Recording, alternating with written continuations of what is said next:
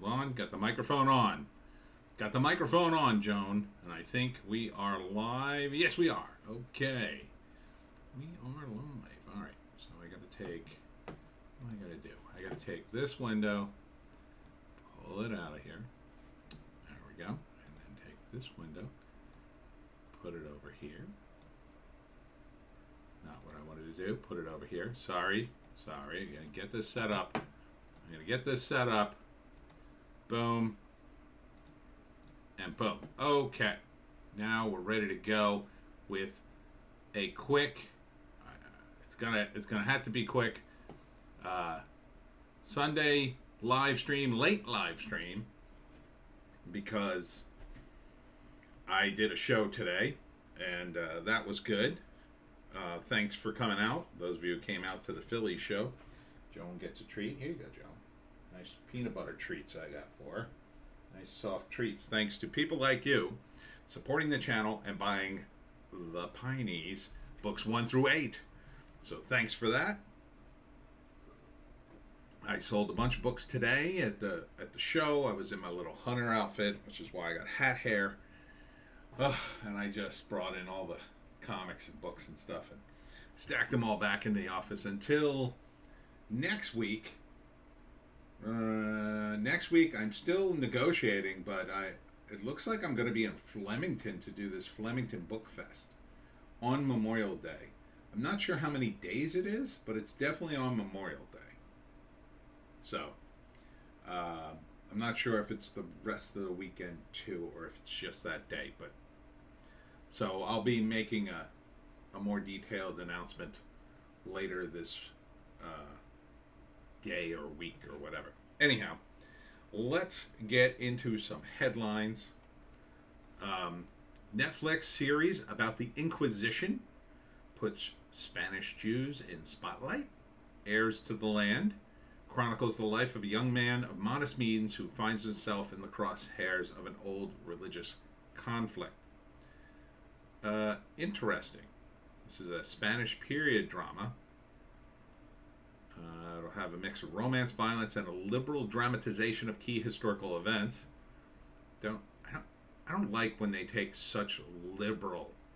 You know what I mean? Like, if you're gonna go that crazy with it, why are you even doing it? If it's not that dramatic, you know. But it's about Jewish people who were persecuted during the Inquisition in Spain, which sounds like it would be an interesting show. There's certainly a lot to draw from there. I touched on it a little bit when I was doing my research into my complete mafia book, because there was a Spanish prison gang called La Garduna. And La Garduna was big during the Inquisition. It came up kind of right before and then during the Inquisition, and gained such power that the Inquisitors kind of used them, or no one's really quite sure. I only have one source for it. But anyhow, La Garduna was probably the guys who came to mainland Italy, Neapolitan Italy, in the Middle Ages. Well, this would have been late Middle Ages, early Renaissance, and became the Camorra, which is still around today. And so it will be very interesting to me to see if they touch on La Garduna, and whether or not they even go to Italy at all, because Spain ran Italy for quite a long time, or what would become Italy. Italy is a new country, which always fascinates me. It's only been around since about the 1850, so before then there was no Italy. Isn't that weird to imagine, like, 1700s, hey, you want to go to Italy? What's Italy? Like, that wouldn't be a conversation. So it's also interesting to me that Christopher Columbus, is always hailed as an Italian, but technically he wasn't. He was from Verona. So it's like he wasn't, there was no Italy to be Italian in. Say he was from Verona, which was eventually part of Italy. I don't know. I find it interesting. Anyhow, this could be really neat. I like historical stuff. So if Netflix does research and doesn't just glorify whatever melodrama they come up with, I think it could be good. How SNL said goodbye to Kate McKinnon, Pete Davidson, Aidy Bryant, and Kyle Mooney. I don't think I've heard of Katie Bryant, but anyhow, who's left on this show that you would know? I don't. At this point, I mean, I kind of knew Kate McKinnon. I knew Pete Davidson. Kyle Mooney sounds familiar, but the rest, I couldn't pick them out of a lineup. Lincoln Memorial briefly closes after Georgetown grads litter area with glass bottles. What's up with this? Isn't this weird? And that's the whole story. Oh wait, here it is. Hundreds of Georgetown seniors gathered at the Lincoln Memorial in D.C. in order to watch the sunrise Sunday morning after a night of celebrating their graduation. The National Park Service later announced a brief delay in public accessibility to the memorial, saying the group had left debris in the area. Why would you do that? It sounds like you'd be in a lot of trouble for doing that. I mean, smashing a bunch of bottles at the Lincoln Memorial for what? Maybe this is a DC thing. I don't know, but it again, like, I tried to explain how to have a prank, seniors. Like, first off, it can't be initiated. You can't be chaperoned by the school. That's not a prank. You have to pick the target of a prank like you pick the target of a joke. You have to punch up, and it should be more embarrassing than it should be damaging. This is just lame. Like, I don't know, if you put a funny nose and glasses, a giant nose and glasses on the Lincoln Memorial, that would have been funny. Like, it doesn't harm the statue. It's amusing. They have to go up there and remove it, but they don't have to. Like, it's not hurting the statue. So it would be, they would look like a-holes for closing down the memorial just to remove it. Or a clown, like a clown wig on Lincoln. It would just be funny. It wouldn't even be disrespectful, really. It's a statue. It's not Lincoln. This is kind of disrespectful and just annoying. Like, okay, so you smashed up so what? Maybe if you had left a giant pyramid of them, didn't break them, and left it, or done a stacking of them that look like the memorial. Like, if that, I mean, that would be a lot more work, but it would be cooler than this. This is just lame. You're just a bunch of lazy seniors. Jif peanut butter products recalled over linked to salmonella cases. I know this is Hollywoke Hot Take Live, but it's just kind of stuff in the media. And so I throw in stuff like this. I don't know. I never really liked Jif. Never really saw the appeal. I didn't hate it. It's just regular peanut butter. So, but that ain't good at all. Salmonella in your peanut butter? How the hell does that happen? This is the Smucker Company. With a name like Smuckers. Father files lawsuit against New York City Ballet for barring unvaccinated 3-year-old daughter from attending shows. Yeah, that seems unusually cruel for a lot of reasons. Like, okay, so I can't go into the scientific breakdown of why it's idiotic, but it's just cruel to bar a 3-year-old from anything, quite frankly. So it's a weird, lawsuit to challenge this. I think there should be other lawsuits challenging this kind of thing, but more power to you. I hope you take the city to the cleaners. Not that that'll do anything to change the atmosphere in New York. They just are happy to pay out that money eventually because what do they care? It's not their money. It's the taxpayers' money. Study suggests university wasted millions in tax dollars on DEI, diversity, equity, and inclusion. School blames the wickedness of whiteness. Ooh. This is the University of Wisconsin-Madison? It really should be called Diversity, Inclusion, and Equity. DIE, because that's what it is. Over the past 6 years, UW-Madison has spent millions of dollars on DEI staff positions and other programs. $500,000 for construction of Divine Nine Garden Plaza, a tribute to Black Greek life, partly funded by donations. Okay, I mean, it's just a campus thing. $55,000 to the 1619 Project creator Hannah Jones for one speech on Martin Luther King Day. Waste of money there. $50K to relocate a boulder. Oh, I remember that. Because a 1920 reporter called it a racial slur. Undisclosed amount for a welcome barbecue hosting all people who weren't white. Now that sounds highly illegal. That's racist right there. Undisclosed amount for a presentation underscoring and minimizing the role of implicit bias and microaggressions. That's another waste of money. Undisclosed amounts for a march supporting Latinx culture. Another waste of money. Just pissing off Latino and Latina people who hate that term. Undisclosed amount to hire 9 new mental health providers. 3 would join 8 already in position to only serve students who aren't white. Again, that's racist. If you want to add mental health professionals, fine. So this can only lead to one thing. If enough white students need mental health, doctors, there's going to be a bunch of doctors sitting around, and it just so happens the non-white students don't. It's going to lead to, oh, I can't see you because you're white. I mean, it's racist. They should not do that. They should be sued over it. $12,750 to white fragility author Robin DiAngelo for one speech.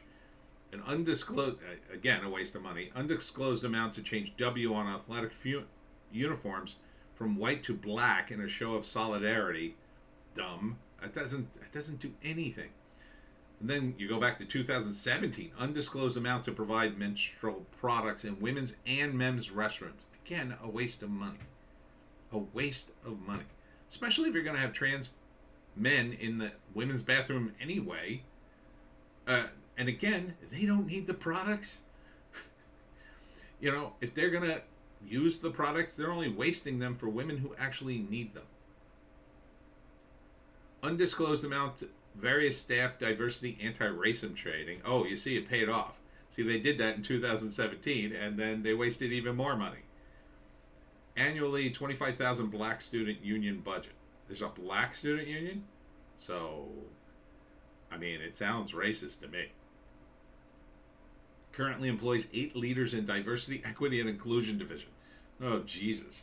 Deputy Vice Chancellor for Diversity and Inclusion, Senior Operations Officer, Deputy Title IX Coordinator, Assistant. Can you imagine having these jobs and the discussions they must have constantly talking about race?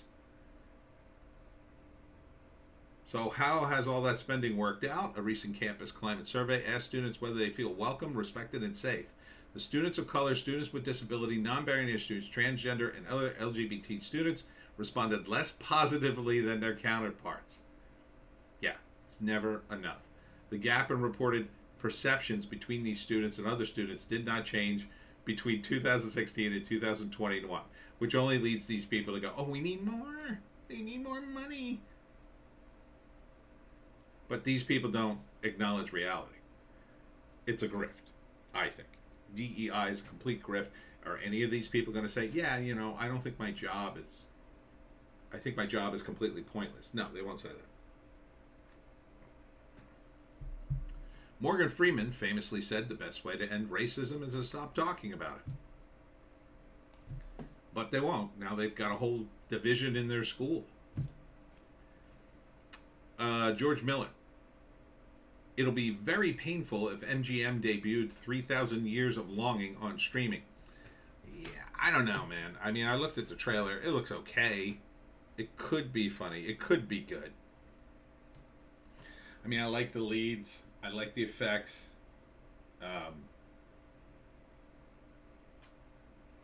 But, Oscar winner also teases what to expect from Furiosa as well, and if we'll see Tom Hardy as Mad Max. Oh, please don't bother. I mean, oh God, toxic masculinity and Furiosa, Mad Max. Once again, Hollywood, you annoy me.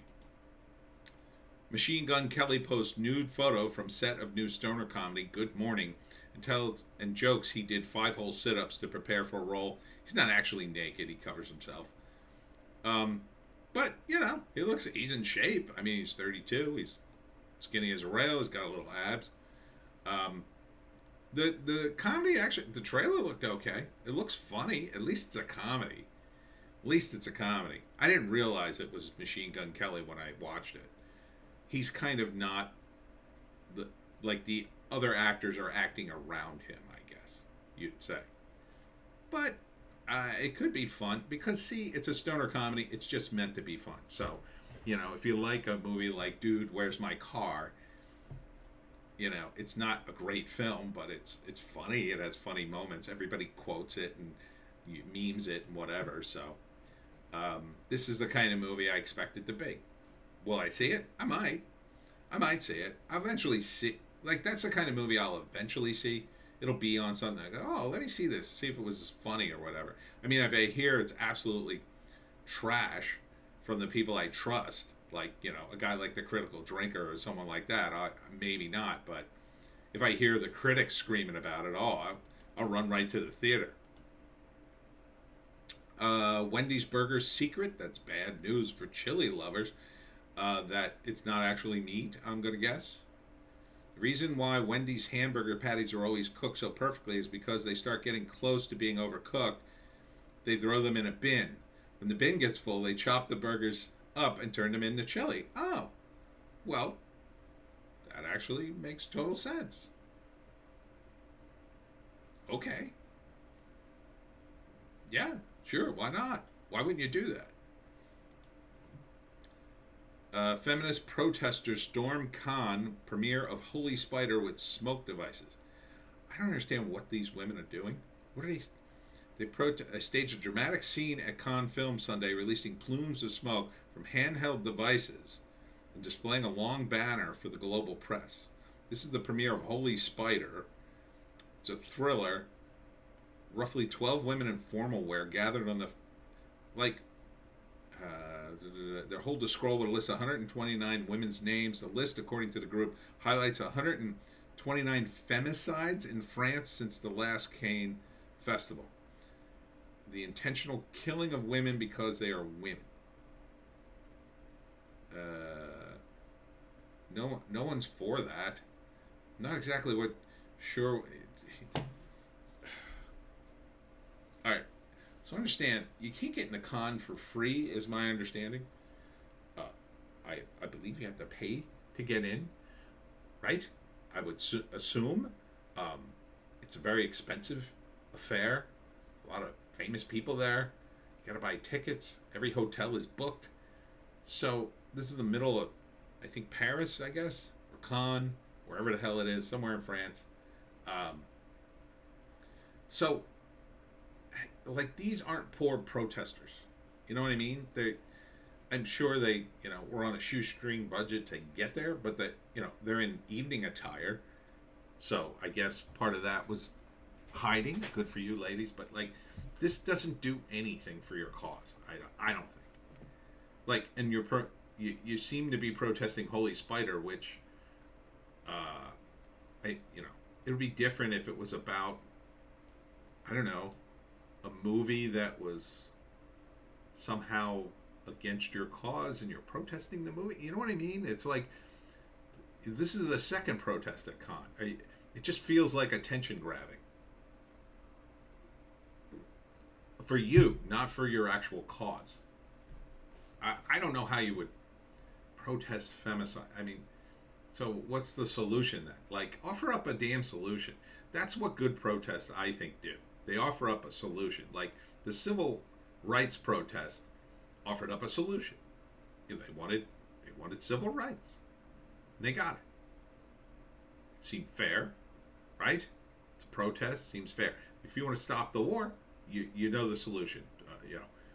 No war. Bring the troops home. That's kind of the deal. It's kind of the deal. Like what's the problem here? Like this is France. There's an overabundance of immigrants from old world countries who don't exactly treat women well in their home countries and home cultures. So, maybe go into this, maybe dig a little deeper into why this is happening before you just go with a scroll. I mean, and again at con, like this is the only thing you could think to do, and what's the best case scenario here that people go, oh, I'm gonna stop killing women? I mean, like that's people are already against killing people. We're against that. We're all against that. We're on your side. It's just I just think you're annoying people. Courtney Loves says Johnny Depp saved her life after overdosing in 1995. Well, good for you. Speaking out for Johnny. I see Johnny, like Bob Saget.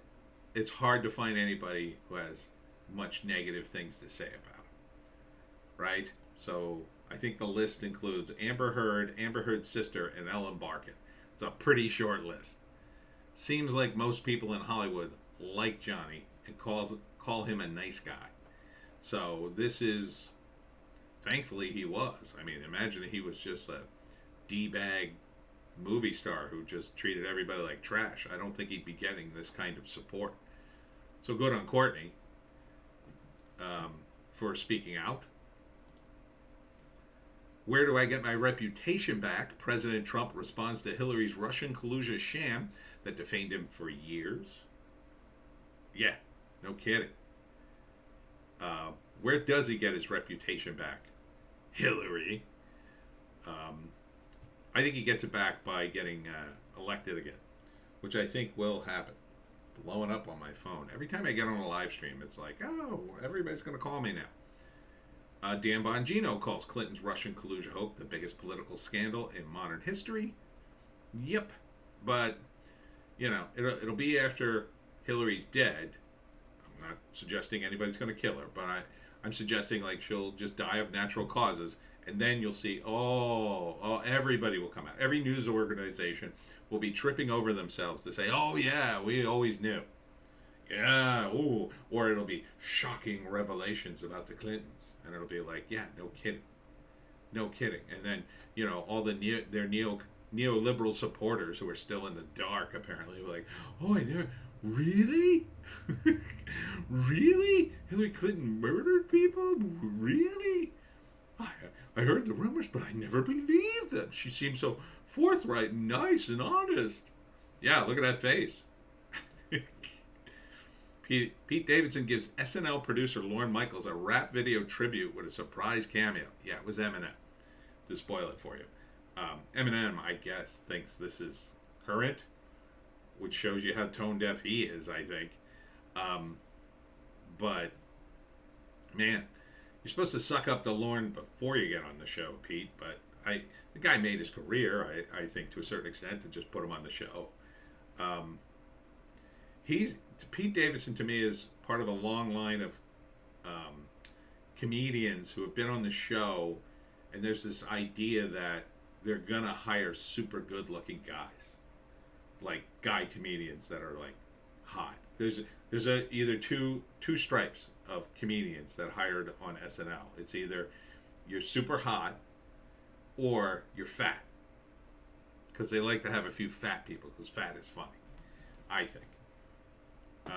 But they don't do that with the women, really, I don't think. Otherwise, I think Whitney Cummings would have been on the show. Box office Downton Abbey 2 starts strong with $16 million as Doctor Strange reigns supreme again. I guess. I mean, what else is there to see in the movies these days? And the other thing is, who's going to see movies? It's still, older people are still a little scared. They're still being spooked out of the movie theaters because, they're so stupid that the same media companies that make these movies are the same media companies driving the scare narrative, which is it's just unbelievable how anxiously they'll shoot themselves in the foot and lose millions of dollars. Mick Jagger on Harry Styles. I was much more androgynous than him. This is beneath you, Mick. You're a legend. You don't need this. You don't need to compare yourself to Harry Styles to say relevant. Don't pull a Madonna, man. Come on. Come on. Yes, I agree with you. I absolutely agree with you. I mean, your look was way more androgynous than his. He just looks like a dude in a dress. You know? Mick actually, like, he looked kind of girly at times. Although Mick didn't wear dresses or anything like that. That was back in the day when this was enough to get people upset. Long hair was like, oh. But come on, Mick, you don't need to do this. He can't hold a candle to your talent, I think. I think Harry Styles, I mean, like, I couldn't name you a song. I mean, Mick is a legend. Dude, you don't have to do this. You don't have to beat this guy up. It's beneath you. Just ignore him. Oh, and here's Eminem again. Makes a cameo in Pete Davidson's final SNL rap parody, Forgot About Lauren. And finally, I'd like to end on a white pill. Sony very optimistic on Spider-Man, Ghostbusters, Uncharted, and other franchises. You're telling me Uncharted's a franchise now? I don't think you should make another one of those. Now, Spider-Man, absolutely. Ghostbusters, I think you should let it go at this point. Look, you managed to put a capper on it. You kind of... I mean, I understand why they're doing this. They're desperate for more franchises that people know. You know, there's this thing called just making movies. Just make good movies. You know, you don't have to worry about the franchise aspect of it if your movies are good. You know, A24 has been knocking it out of the park with a bunch of cool stuff.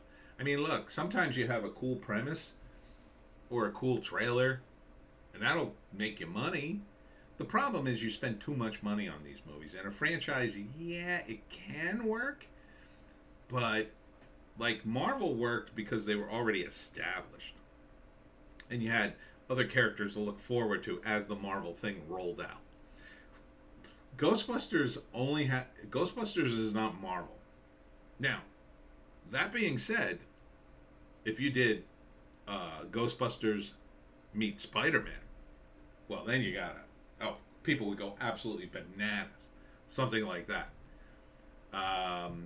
You know, Ghostbusters versus Dracula, let's say. Some known property. I mean, Dracula's kind of a known property. I would totally watch that. But then again, the original Ghostbusters, those guys are old. I mean, you'd have to spin the new guys into it, and they're not the hit. They're not the franchise. It's the old guys. Okay? It's the old guys. If you had done it right in the first place, you might have had a shot at passing the torch. Like, I'll tell you right now, Chris Pratt should have been in that movie. He would have been freaking hilarious as one of the Ghostbusters doing what he did on Parks and Rec. I mean, the guy has comic timing. He's not fat anymore, but he's still very funny. You know, running around like a big horse, knocking over things. And I mean, that was his character Andy on Parks and Rec. It was freaking hilarious. That was the guy you needed. I mean, you definitely needed young blood in the Ghostbusters. Now you went the whole... I mean, you're trying to tie it to Stranger Things. It's not Stranger Things. Sorry. It's just not. If you want to do comedy, do it. The whole point of Ghostbusters, by the way, wasn't the supernatural part. It was just to make yet another comedy movie. The supernatural part just was the vehicle. That's it. What we need is more comedies. Now, I think there are ways to get there, but, I mean, you gotta be... If you're gonna do, like, Ghostbusters Corp or something, I think that's gonna be a failure. I mean, you know, who are you gonna get? All right, you got Pete Davidson. He's a free agent now. You can't bring back Kate McKinnon in any capacity, in my view. So maybe you got Peter Davidson, other comedians. I mean, you know, the guy to put in a comedy movie would be Dave Chappelle, but he ain't doing a movie. No way. I don't think he'll ever do another movie. First off, he's making way too much money. Second off, the cancel culture has canceled him. You know, you have a few guys out there. Nick Kroll is very funny, but I think he's kind of... I think coming off of Comedy Central would have been the time to spin him into a really funny movie. But now he's like kind of just another face. But I could see Nick Kroll. He could definitely be good. A lot of the guys from The League were very funny. You had to go back a few years because you people have killed comedy. But in terms of Spider-Man, and I mean, they're trying to split that. I mean, you need new stuff is what you need. You need a franchise that's new. You need to buy some more books or find an old TV show or something. Build something like I built with the Pineys. Anyhow, that's it for me. Tony D and Little Joan. Yeah, I didn't get anybody to come into this live stream because I just did it off the fly, but that's okay. That's okay. I just wanted to keep my Sundays, going.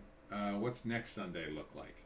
Next Sunday I'll be on time. Yeah, next Sunday looks free, unless I do this Memorial Day thing and it's also on Sunday. I don't know. We'll find out during the week. That's it for me and Little Joan. We'll see you next time.